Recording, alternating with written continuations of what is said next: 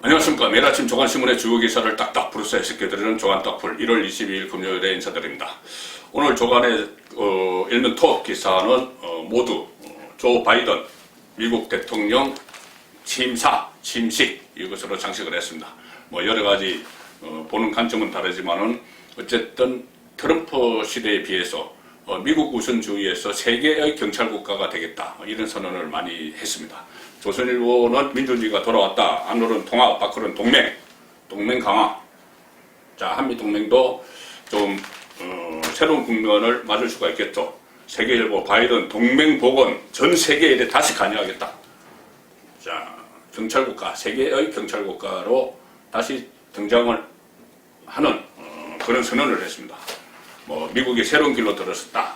이런 이야기들도 있고요. 자, 우리나라 소식은 어제 공수처가 본격 출범을 했습니다.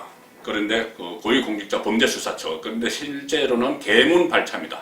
일단 문을 열어놓고 출발 먼저 한 것이죠. 왜 그러냐면은 지금 인적 구성을 보면은 공수처장 김진욱 공수처장만 어제 대통령으로부터 임명장을 받아서 정식 임명이 됐고, 나머지 검사가 차장을 포함해서 공수처 차장을 포함해서 25명이죠. 근데 한 명 차장 포함해서 25명인데 김진욱 한 명만 됐고 차장 포함해서 24명이 아직 인선이 안 됐습니다. 그리고 수사관 40명, 또 행정요원 20명, 이것도 다시 새로 다 뽑아야 되기 때문에 시간이 좀 걸릴 것 같은데, 어제도 말씀드렸지만 그 상황에서도 벌써 정가와 법조계에서는 공수처 수사 대상 1호가 누구냐, 윤석열 이야기가 계속 나오다가 어제는 이성윤 서울중앙지검장 이야기가 나오기 시작했습니다. 워낙 여러 가지 이 정권 수호를 위해서 직권 남용을 한 일이 여러 개 드러나고 있습니다. 그렇기 때문에 윤석열이냐 이성윤이냐 아니면 제3자냐 뭐 이런 이야기가 막 나오고 있는데, 그 상황에서도 공수처가 출범하면은 결국은 권력 수사를 가져가서 검찰이나 경찰이 사던 걸 가져가서 고위공직자 수사를 가져가서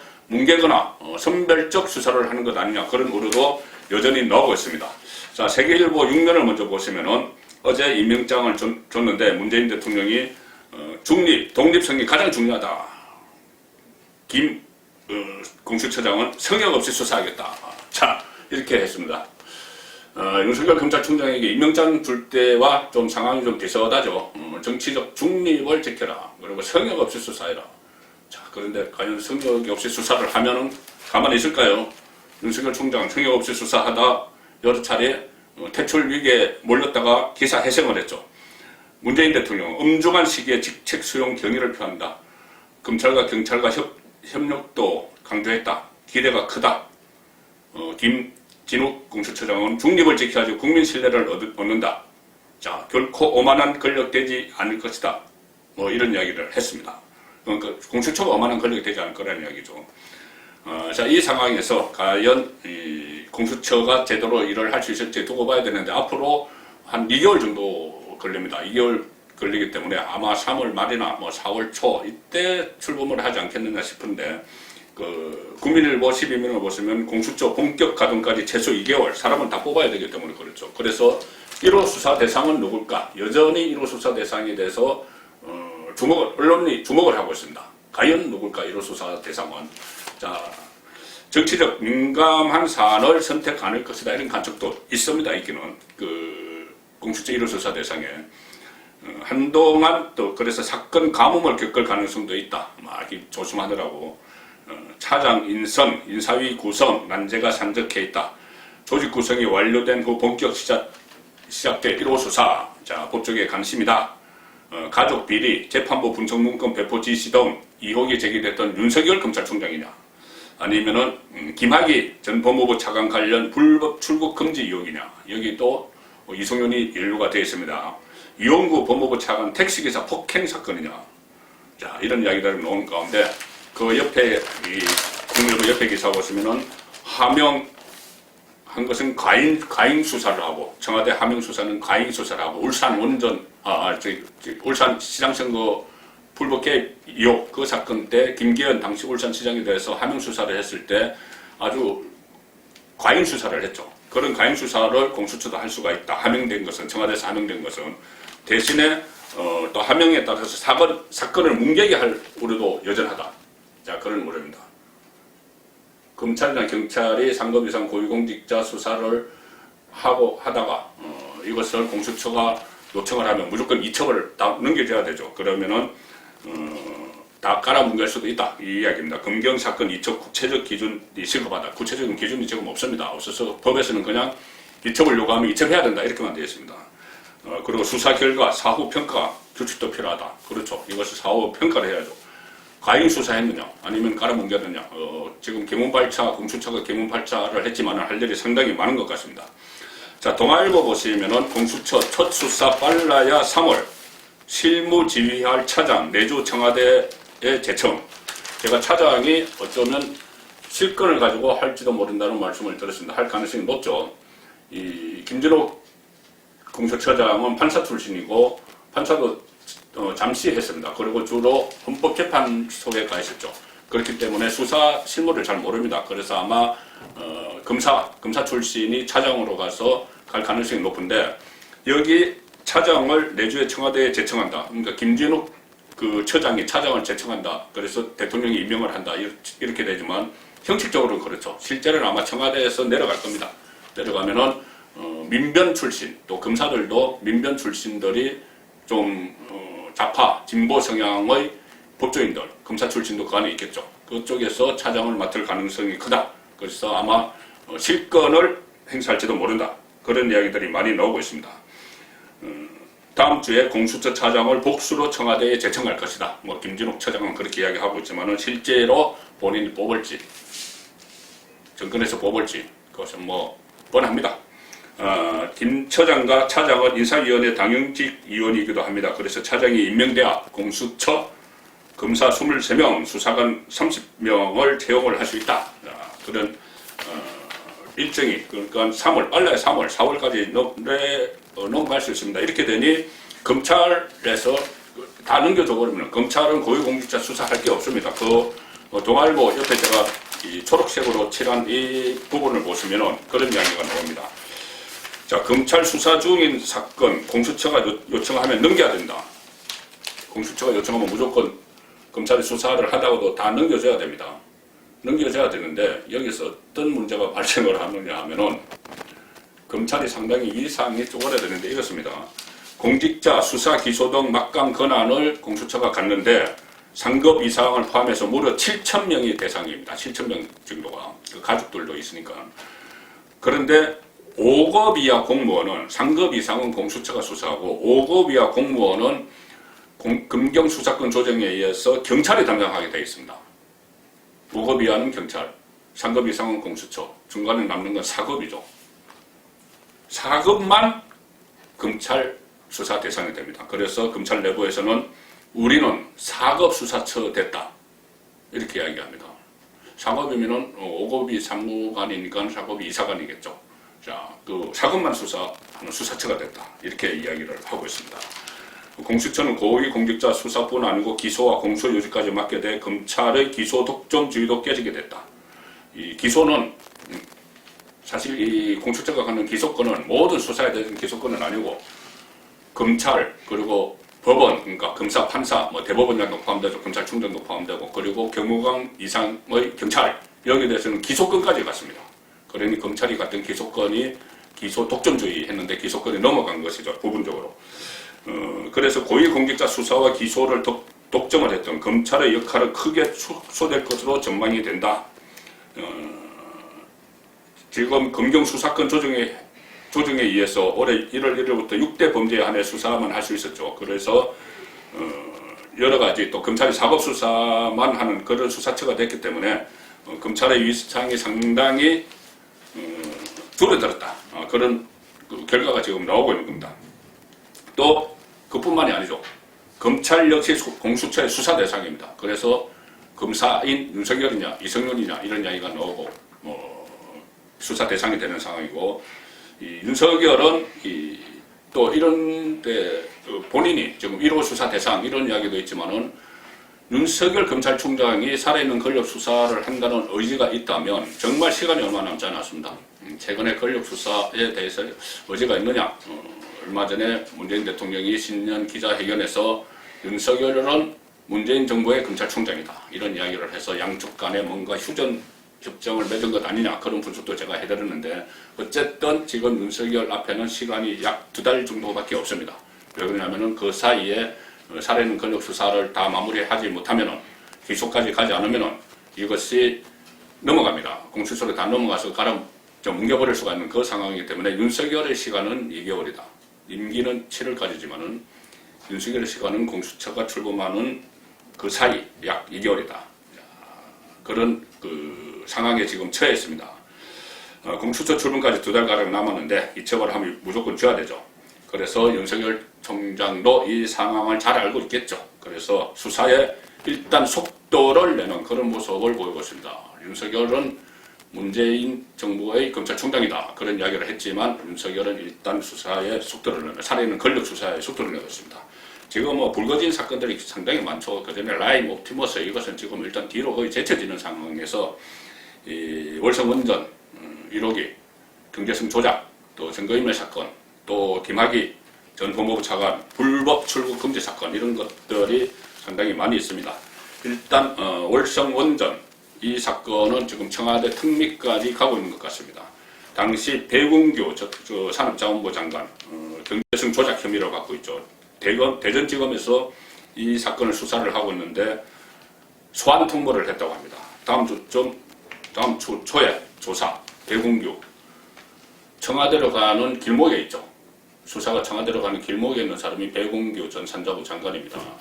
그때 화제가 됐었죠. 월성 1호기 가동 중단을 산업부와 한국 졸업원자력 직원들에게 지시한 핵심 인물이 배궁규인데 원전 1호기 한시적 가동 필요성을 보고한 산업부 담당 공무원에게 너 죽을래? 이렇게 이야기했다. 그때 화제가 됐었죠. 너 죽을래? 이게 감사원 감사 기록에 나오는 겁니다.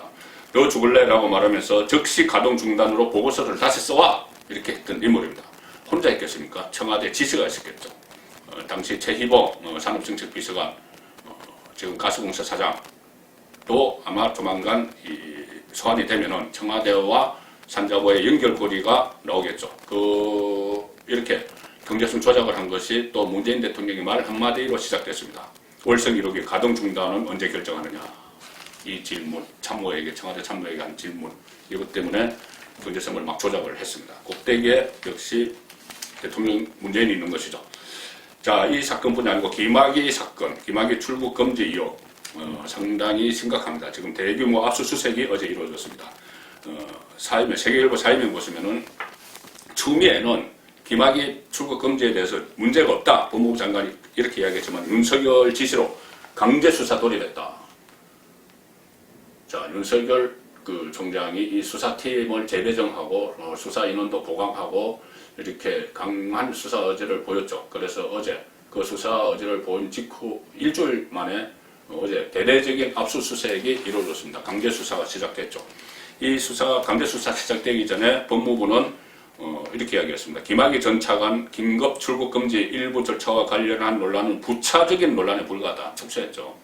그리고 바로 추미애 법무부 장관, 아직은 장관입니다. 박범계 후보자가 인사청문회 통과 안 했기 때문에 추미애 장관이 이렇게 이야기합니다. 출국 금지는 법무부 장관의 권한이다. 전형적인 극장형 수사를 벌이려는 느낌을 지울 수 없다. 윤석열 검찰이 극장형 수사, 보여주기식 수사를 한다. 이렇게 비판을 했지만 검찰 수사팀이 법무부를 정면으로 겨냥을 했습니다. 윤석열 총장이 당초에 수원지검 안양지청에서 이것을 맡았죠.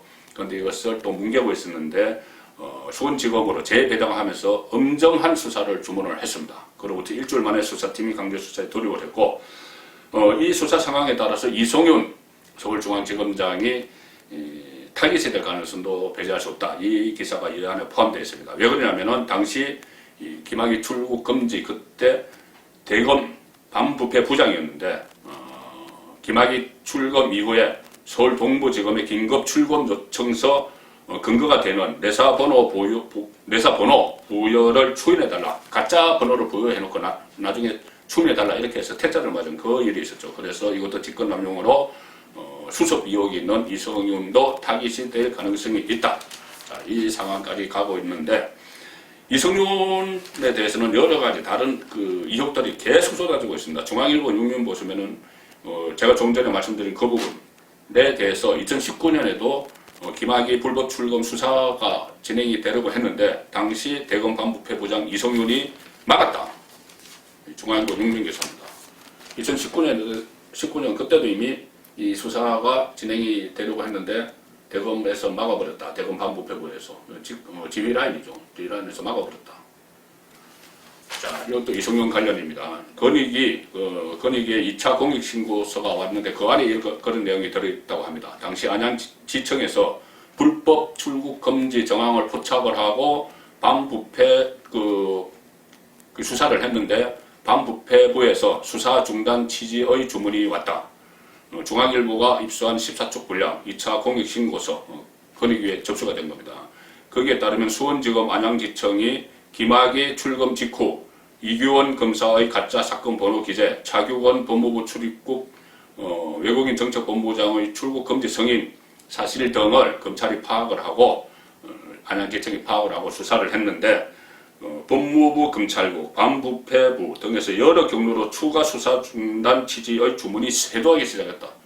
야, 이거 청와대, 이것도 문재인 대통령의 말 한마디로 시작됐죠. 그때 뭐 장자연 사건, 버닝썬 사건, 김학의 사건, 검찰의 명언을 걸고 철저히 수사했다. 이 말 한마디에 바로 5일 만에 김학의가 출국 금지, 이 가짜 공문서로 출국 금지하는 그런 사건이 벌어졌습니다. 그것을 수사를 하려고 하니 당연히 법무부 또 친정권 검찰 쪽에서 막았겠죠. 그 막는 과정이 지금 다시 드러나고 있는 겁니다. 자, 그래서 친문 검찰의 핵심 인물 이성윤, 문재인 대통령의 대학 동창 이성윤이 공수처 수사 1호가 될 것이냐. 자, 이런 이야기가 나오고 있는데 권력도 검찰의 본연의 임무가 권력도 비리가 있으면 수사를 해야 되는데 오히려 그 수사를 다 막고 있었다. 이런 의혹이 이성윤 서울중앙지검장에게 쏠리고 있는 겁니다. 정권의 소대 역할을 했다는 그런 의혹이 지금 계속 불거지고 있는 상황입니다. 조선일보 신면을 보시면 정권 수사 근건이 막힐 때마다 정권 수사가 계속 근건이 막혔는데 그때마다 방탄검사 이성윤이 있었다. 방탄검사라는 네이밍을 조선일보가 했습니다. 정권 수호를 위한 방탄, 총알바지, 총알 다 막아내는 검찰 간부가 그런 역할을 했다는 이야기입니다. 자, 비판 들끓는 이성윤 서울중앙지검장, 문재인 대학 후배로 현 정부에서 승승장구를 했습니다. 빅4라는 요직을 다 거쳤습니다. 대검 반부패부장, 법무부 검찰국장, 서울중앙지검장 다 거쳤습니다. 그러면서 울산 선거 사건, 채널A 사건, 옵티머스 사건, 정권을 향한 수사를 뭉개다가 내부 반발을 초래를 하고 있다. 그리고 또 윤석열 총장 처가 사건이나 나경원 전 의원 자녀 의혹 같은 이런 코드 수사, 정권이 타깃으로 삼은 코드 수사는 무리수를 막 두다가 다 실패로 끝났다. 그래서 울산시장 사건 때 어떤 개입을 했는지 또 채널A 사건, 옵티머스 사건에 개입을 어떻게 했는지 다 일일이 조실부가 사례로 들고 있습니다. 거의 다 그동안 알려졌던 내용입니다. 그 조실부 아래 기사 보시면 이런 게 있습니다. 검사가 김학의 불법 출금 캐묻자 출입국 직원이 수사하면 검찰도 다쳐.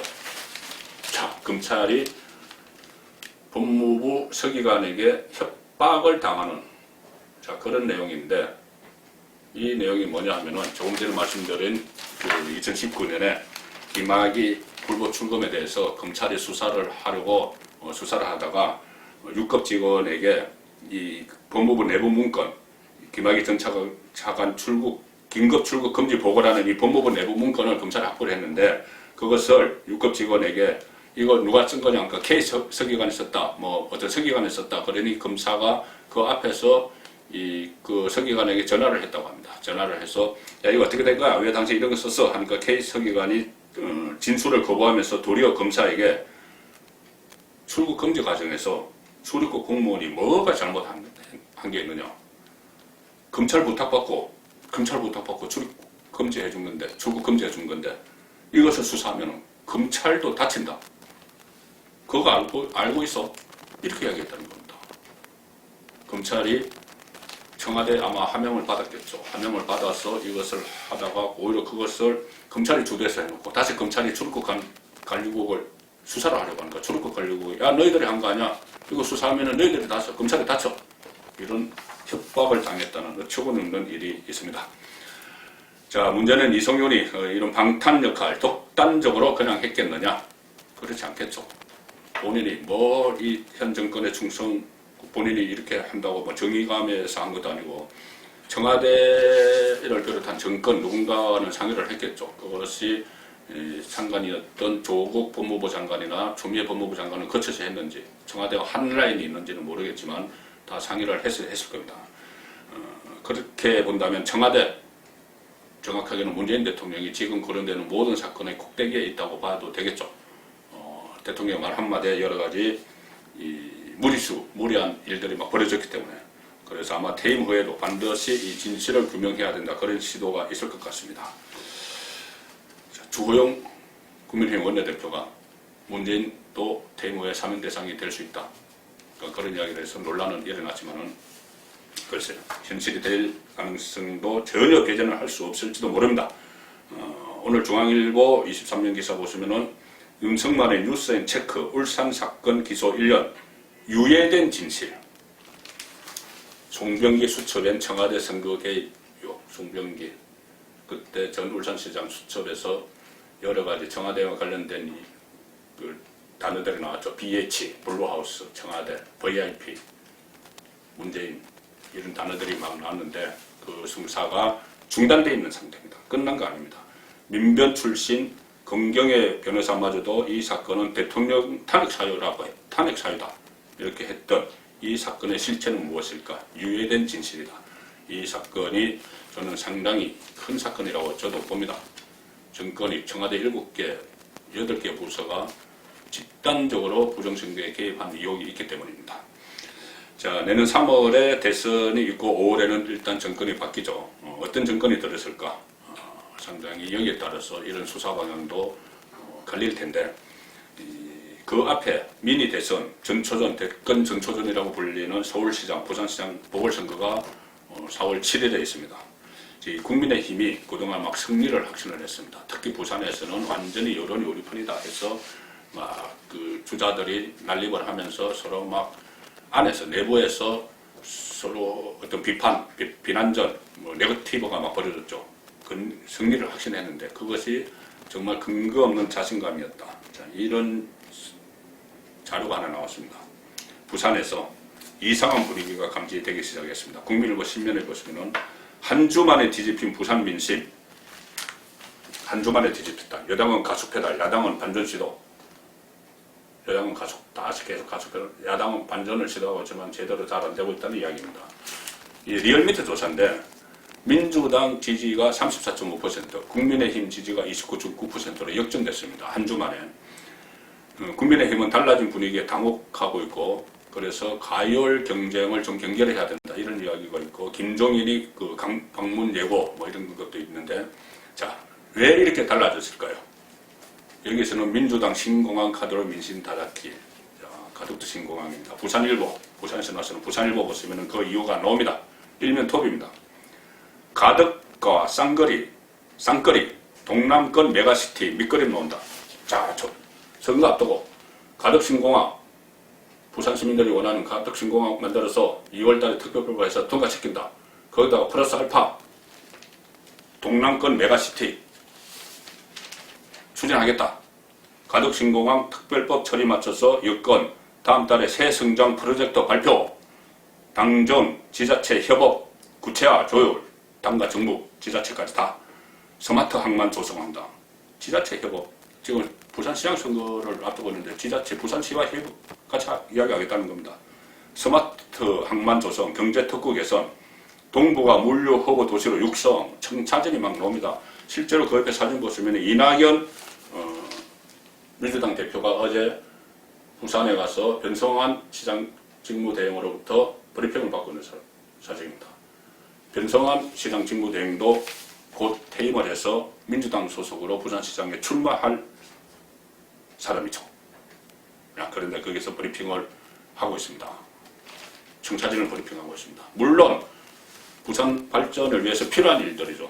다 필요한 일들이고 오히려 진작 했어야 될 일인데 지금 갑자기 선거를 앞두고 선심을 쓰듯이 이렇게 이야기를 하니 무엇보다도 이것이 선거 끝나도 계속 추진될 거냐, 선거 끝나면 나 몰라라 하고 말 거냐, 그것이 저는 걱정이 되는 겁니다. 그냥 선거에 이용만 하고, 코로나 이 재난지원금도 그렇죠. 4.15 총선 때 지급을 했고 그 이후에는 선별 지급을 하다가 다시 큰 선거, 서울시장, 부산시장 선거가 있으면 또 전 국민에게 지급한다고 나오니 이것이 과연 그 진정성이 있는 것이냐, 그리고 이런 대형 사업 같은 경우는 결국 추진까지 될 거냐, 자, 그런 걱정이 있는 겁니다. 뭐 부산 발전에 대해서 제가 말씀드리는 건 아닙니다. 당연히 부산 발전돼야죠.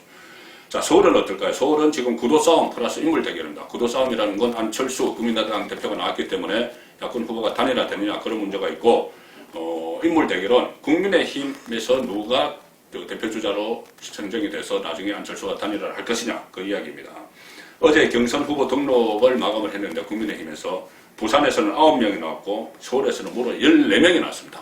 14명이 나왔는데 인물을 제가 쭉 보니 대부분 오래된 인물들, 그리고 지난 4.15 총선 때 출마해서 낙선한 인물들 6명이나 됩니다. 그리고 대부분 전직 국회의원, 그런 사람들이고, 어제 또 출마 선언을 한 사람 중에서 좀 언론에서 비중있게 다룬 인물이 있습니다. 조원희 서초구청장입니다. 어제 출마 선언을 했는데 서울에 25개의 구청이 있고 구청장이 있는데 지난번 2018년 6.13 지방선거를 통해서 24명의 민주당이 당선되고 유일하게 서초구청만 조원희 국민의힘 후보가 당선이 됐습니다. 그런데 어제 출마 선언을 했습니다. 중앙일보 12면 보시면은 조원희 서울시장 출마, 지방선거 때 1대 24 승리 신화 다시 쓰겠다. 지방선거 때 25전 국민의힘 입장에서 1석 24패죠. 유일하게 이겨본 적이 있는 조원희 서초구청장이 서울시장에 출마를 하면서 다시 내가 승리 신화를 써보겠다, 이렇게 이야기한 겁니다. 1월 22일 보내드린 조간따풀이었습니다.